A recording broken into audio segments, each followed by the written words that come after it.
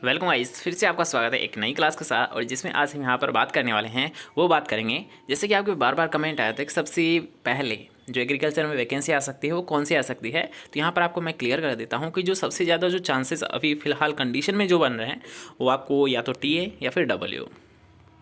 TA जो कि supervisor मतलब निकलती है डब्ल्यू की टाइप में ही रहती है, इसी का सेम सिलेबस है, ये निकलती है सुपरवाइज़र में। और डब्ल्यू की जो वैकेंसी है वो आने की संभावना है, क्योंकि काफ़ी पहले ही बजट में घोषणा हो चुकी थी। और उसके अकॉर्डिंग जो सबसे पहले जो आने की संभावना है वो कौन सी वैकेंसी आने की संभावना है, डब्ल्यू की। तो उसी के बारे में यहाँ पर हम डिस्कस करेंगे कि डब्ल्यू में कितने क्वेश्चंस आते हैं, क्या नेगेटिव रहती है या नहीं रहती है, नेगेटिव मार्किंग होती है या फिर नहीं रहती है, क्वेश्चंस कितने आते हैं, क्वेश्चन को आपको करने का टाइम कितना दिया जाता है, उन सभी के बारे में यहाँ पर हम चर्चा करने वाले हैं। तो सबसे पहले आप यहाँ पर देख सकते हो कि जो आपकी डब्ल्यू की एग्ज़ाम है ये आरपीएससी कराती है, ठीक है। जो सुपरवाइज़र की वैकेंसी है आरएसएम कराती है, लेकिन जो डब्ल्यू की वैकेंसी है ये आपकी आरपीएससी कराती है, ठीक है। तो सबसे पहले यहाँ पर हम देख लेते हैं कि जो हिंदी का सिलेबस है और राजस्थान जीके का सिलेबस है, क्या सुपरवाइजर से डिफरेंस है या फिर एज इट इज़ है। ओके, क्योंकि यहाँ पर बहुत सारे स्टूडेंट ऐसे हैं कि सर जी उसका सिलेबस हमें नहीं पता है, हम क्या पढ़े क्या नहीं पढ़े। तो यहाँ पर मैं आपको क्लियर कर देता हूँ। सबसे पहले आप यहाँ पर देख सकते हो हिंदी, ठीक है। हिंदी के यहाँ पर आपको 11 टॉपिक दे रखे हैं। तो अगर आपने तैयारी की है अभी फ़िलहाल सुपरवाइज़र की, तो आपको ये पता होगा कि सुपरवाइज़र में हिंदी में कितने टॉपिक थे। क्या 11 थे? क्या 11 थे? याद कीजिए। इसके साथ साथ आप ये भी देख लीजिए राजस्थान जी के, ठीक है। राजस्थान जी के का सेकंड पार्ट है। तो यहाँ पर ये देख लीजिए कि क्या आपके जो इतिहास में कितने से आ सकते, 10 आ सकते। तो यहाँ पर आपको कितने दिखाई दे रहे हैं? 10 ही दिखाई दे रहे हैं। आपके आहड़ और कालीबंगा थी, यहाँ पर भी आपको यही सिलेबस दिखाई दे रहा है। मतलब यहाँ पर आपको समझाने की यही कोशिश कर रहा हूँ कि जो सुपरवाइज़र का सिलेबस था और डब्ल्यू का एग्ज़ाम का जो सिलेबस है ये बिल्कुल एज इट इज़ है। राजस्थान जी के और हिंदी का, राजस्थान जी के और हिंदी का दोनों एज इट इज़ है। मतलब टॉपिक भी आपको याद रखिएगा मैच टू मैच, मतलब कॉपी पेस्ट किया हुआ है सिलेबस, कोई डिफरेंस नहीं है। जैसा उसमें छपा हुआ है इसमें भी ऐसा क्या ऐसा छपा हुआ है, ठीक है। तो बस इस बात पे आप गौर ना करें कि राजस्थान जी के क्या पढ़े क्या नहीं पढ़े, हिंदी क्या पढ़े क्या नहीं पढ़े। बस आपको ये याद रखना है कि टॉपिक हमारा कौन सा है। आप कोई सी भी बुक पढ़िए, बस बुक को याद कर लीजिए। जो भी पढ़ रहे हो उसके कंठस्थ आपको होना चाहिए। बुक कोई मैटर नहीं करता है आप कौन सी पढ़ रहे हो, ठीक है, लेकिन क्या आप पढ़ रहे हो ये मैटर कर रहा है। तो बस बुक आपके पास रटी होनी चाहिए। जो भी बुक है, कोई बुरी बुक होती नहीं है, सब ऑथेंटिक होती है। मतलब अपने नज़रिए से आप जैसे भी देखोगे वो वैसी है।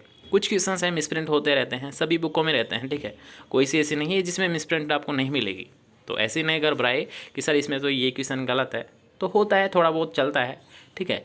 तो अगर मान लीजिए आप इसका एग्जाम्पल की मैं बात करूँ तो आप मान लीजिए उसमें से 60 क्वेश्चन आप पढ़ रहे हो। अगर उसमें से आपके 58 भी अगर सही है और अगर 2 क्वेश्चन बाई चांस उसमें मिसप्रिंट से आपकी गलत हो गए, तो आप उसे गलत बताओगे या फिर सही बताओगे।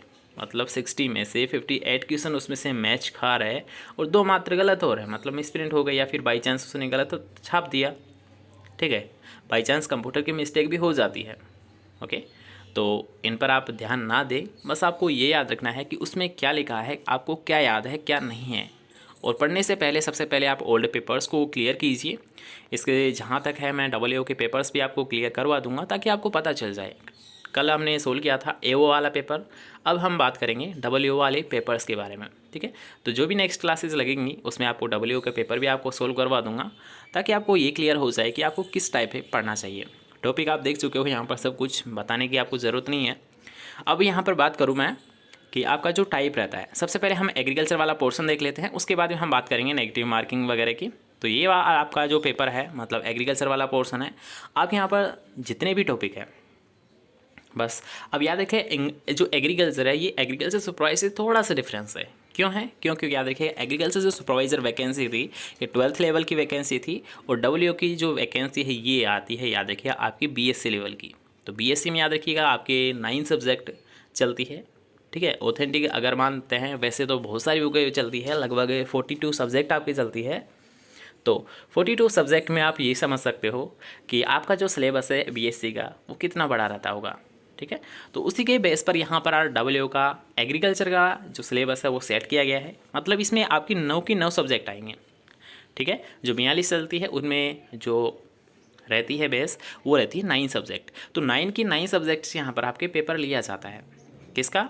एग्रीकल्चर का, डब्ल्यू का। तो यहाँ पर आप देख सकते हो सभी, मतलब एग्रोनॉमी आपको तो मिलेगी ही मिलेगी, हॉर्टिकल्चर आपको मिलेगी, एनिमल हस्बेंड्री आपको मिलेगी, इसके साथ साथ एंटोमोलॉजी आपको मिलेगी, पैथोलॉजी आपको मिलेगी, सोशियोलॉजी आपको मिलेगी, एक्सटेंशन आपको मिलेगी। ये सारी सब्जेक्ट याद रखिए, सभी के क्वेश्चन आपको यहाँ पर देखने को मिलते हैं। और यहाँ पर आपको सिलेबस में ये सब कुछ दे रखा है, जैसे कि प्लांट ब्रीडिंग का ये मैटर है, ये सोइल साइंस का है, ये ओलेरिकल्चर का है, जैसे कि आप पढ़ते हो ओलेरिकल्चर, ये आपका फिर से सोइल साइंस का है, या फिर जो भी आपकी इकोनॉमिक्स वगैरह चलती है उसका ये टॉपिक्स है।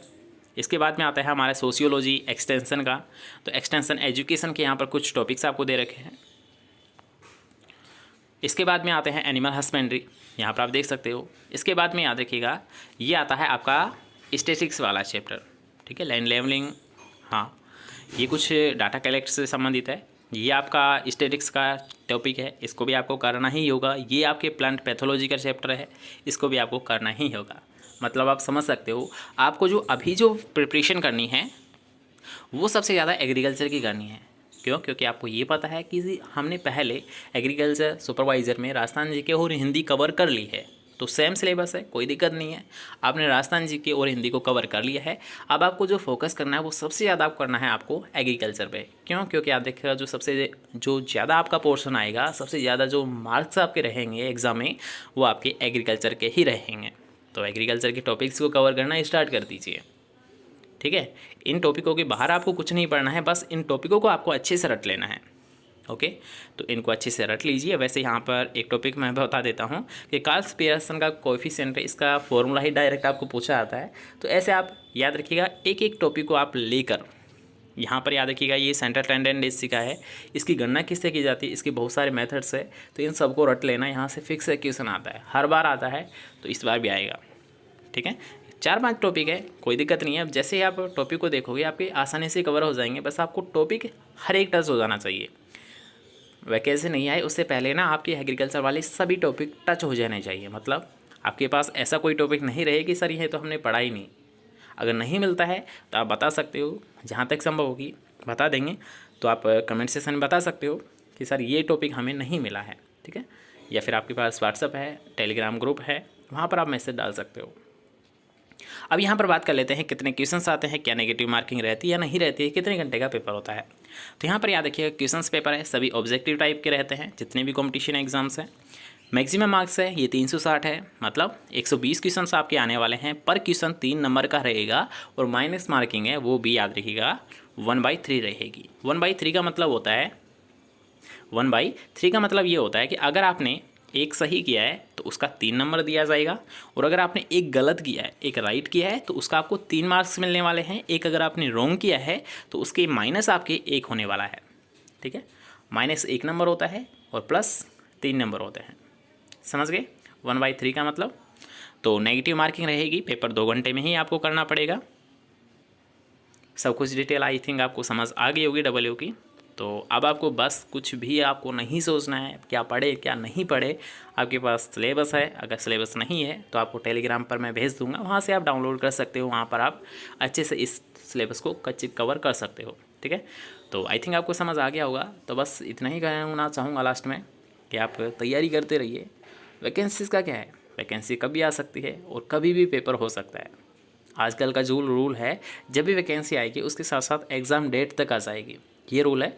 तो ऐसे वेट ना करें कि विज्ञप्ति कब जारी होगी या फिर कब हम पढ़ना स्टार्ट करेंगे, उससे पहले ही आप स्टार्ट कर दें। बाकी आपके पास फिर टाइम नहीं रहेगा जब विज्ञप्ति आ जाएगी।